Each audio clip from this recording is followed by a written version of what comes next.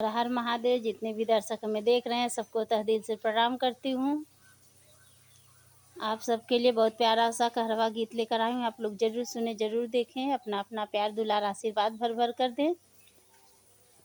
देर ना करते हुए शुरू करती हूँ।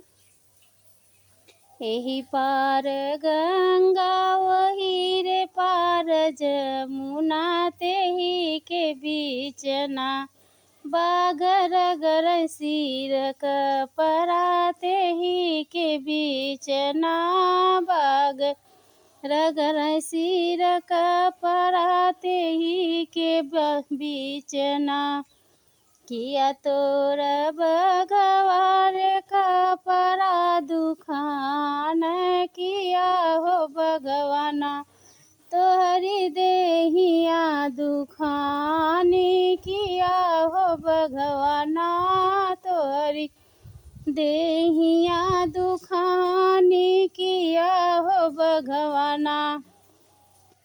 नाही मोर गैया रे कपरा दुखान, नाही रे गैया ना हमारी देहिया दुखानी, नाही रे गैया ना हमारी देहिया दुखानी, नाही रे गैया ना किया जुगैया ना करबै तो हरि भोजनिया, किया जुगैया ना करबै तो हरि भोजनिया, किया जुगैया ना करबै तो हरि भोजनिया, किया जुगैया ना।